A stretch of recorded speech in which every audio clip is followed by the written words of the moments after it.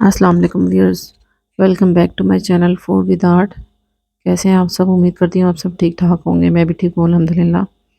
मैं आज आपके लिए पोटैटो स्नैक्स की रेसिपी लेके आई हूँ जो आपको बहुत पसंद आएगी और बनाने में बहुत आसान है।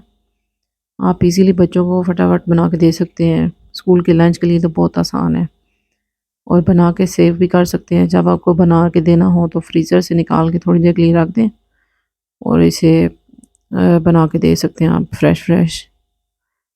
इंशाल्लाह ये रेसिपी आपको ज़रूर पसंद आएगी और ये बहुत ही सस्ती, आसान और झटपट बन जाने वाली रेसिपी है और आप इसे स्नैक के तौर पे भी इवनिंग स्नैक के तौर पे भी यूज़ कर सकते हैं। चलें आइए बनाना स्टार्ट करते हैं और वीडियो को फुल वॉच किया करें ताकि आपको पता चले कि ये रेसिपी बनानी कैसे है। यहाँ पे मैंने हाफ़ केजी बॉयल आलू लिए हैं और मैं इनको अच्छी तरह मैश कर लूँगी। आप चाहें तो इसको फ़ोर्क के साथ भी मैश कर सकते हैं, लेकिन मैश अच्छी तरह कीजिएगा ताकि इसमें बड़े-बड़े आलू के पीसेस ना रह जाएँ। उसके बाद मैं इसमें कुटी हुई मिर्चें डाल रही हूँ और सब फ्रेश धनिया डाल रही हूँ इसमें और साथ ही मैंने थोड़ी-सी काली मिर्च डाली आधा चम्मच और आधा छोटा चम्मच मैंने डाला है नमक और 2 बड़े खाने के चम्मच मैंने इसमें ऐड किया है कॉर्नफ्लोर और 2 छोटे चम्मच मैंने डाला है इसमें मेल्ट किया हुआ बटर और मैं इनको अच्छी तरह मिक्स कर लूँगी। अच्छी तरह मैंने पहले फ़ोर्क के साथ मिक्स किया है, उसके बाद फिर मैंने हाथ की मदद से जो है वो इसको अच्छी तरह गूँध लिया था ताकि तमाम अज्जा और मसाले अच्छी तरह मिक्स हो जाएँ। उसके बाद ग्लास में मैंने पाइपिंग बैग रखा है। पाइपिंग बैग को फिर मैं फ़िल कर रही हूँ इसके साथ और इसकी नोज़ल की जो शेप है वो उसकी मोटाई बारीक रखनी है, मोटी रखनी है, वो आप अपने हिसाब से देख लीजिएगा। मैंने पाइपिंग बैग की जो नोज़ल है उसकी मोटाई ज़रा रखी थी, मोटी शेप रखी थी। उसके बाद फिर मैं बेकिंग ट्रे पे इसको जो है वो बार्स बना रही हूँ इसकी लॉन्ग शेप में। आपने भी बिल्कुल ऐसे ही इसकी शेप बनानी है। इसके बैलेंस को कंट्रोल करना पड़ेगा ताकि ये कहीं से इसकी शेप मोटी और कहीं से पतली ना हो जाए, वरना बिल्कुल ये देखने में अच्छे नहीं लगते हैं। ऐसे ही बेहतरीन एक जैसी शेप होगी तो बिल्कुल ऐसे ही लगेगा कि जैसे आपने बाज़ार से कोई स्नैक्स मंगवा के किसी को पेश किए हैं। कोई यकीन ही नहीं करेगा कि ये आपने घर पे स्नैक्स बनाए हैं। स्नैक बनाना बहुत ईज़ी है, ईज़िली बन जाते हैं लेकिन साफ़-सुथरे और बेहतरीन तरीके से बनाना भी बहुत आसान है। अगर आप आराम से तसल्ली से और अच्छा काम करें तो बहुत अच्छा हर चीज़ बन जाती है घर पे ही।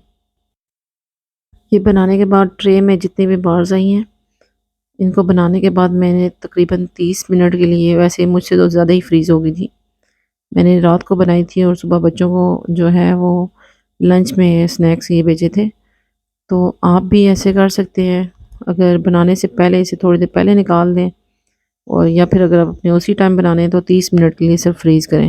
उसके बाद आपने ये लिक्विड सा बनाना है मैदे का और पानी का मिक्सचर बना के, तो उसके बाद इसकी कटिंग करनी है। कटिंग आप अपने उस हिसाब से कर सकते हैं छोटी या बड़ी। मैंने तकरीबन 1.5 इंच का हिसाब रखा था।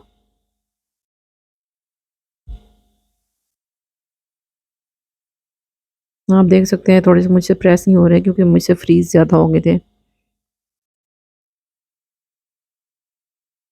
ये देखिए एक जैसी शेप के बहुत बेहतरीन लग रहे हैं, बहुत ज़बरदस्त लग रहे हैं ये और फ्राई होके तो और भी ज़्यादा अच्छे लगेंगे। मैं एक दफ़ा मिक्सचर में डिप कर रही हूँ और दूसरी दफ़ा ये ब्रेड क्रम्स लगा रही हूँ, उनकी कोटिंग कर रही हूँ मैं। ये इनकी शेप बिल्कुल ऐसे ही है जैसे K&N's के क्रॉकेट्स होते हैं, वैसे ही लग रहे हैं ये।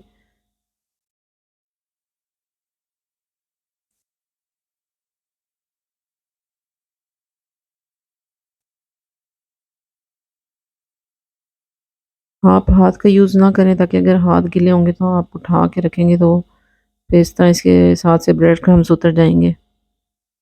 तो ईज़ी है, आप एक जगह स्पून यूज़ करें और एक जगह फ़ॉर्क यूज़ करें।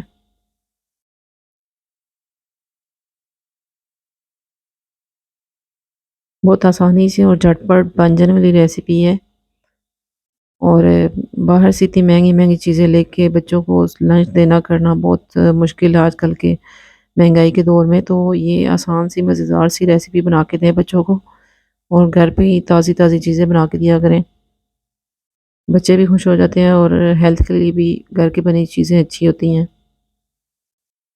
ये 5 से 6 दिन के लिए आप बना के फ्रीज़ कर सकते हैं और यूज़ करने से पहले आधा घंटा पहले आप निकाल के रख दें।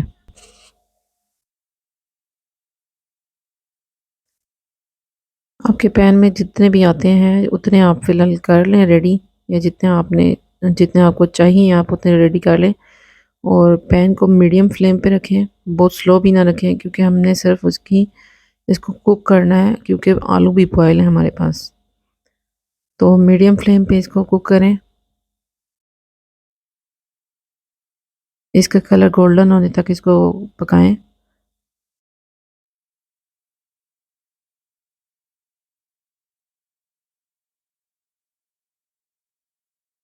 बहुत मज़े के और क्रिस्पी बन रहे हैं ये।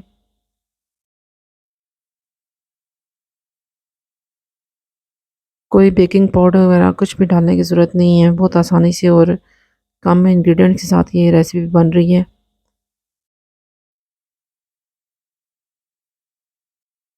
हमारी वीडियोस को फुल वॉच किया करें और स्किप करके मत देखा करें प्लीज़। लाइक और सब्सक्राइब करना मत भूला करें। ये आपकी तरफ से हमारे लिए एक तोहफ़ा होता है कि आप हमारे चैनल को लाइक करते हैं और सब्सक्राइब करते हैं। ये आप देख सकते हैं कि आलू के क्रिस्पी स्नैक्स कितने ज़बरदस्त टेस्टी और क्रंची बने हैं। ये कितने क्रिस्पी बने हैं मैं अभी आपको वीडियो में इसकी आवाज़ भी सुनाऊंगी।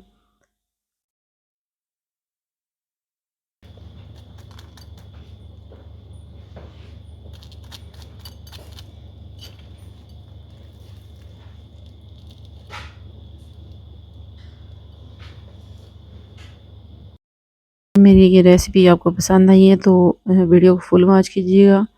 Thank you so much. अल्लाह हाफ़िज़।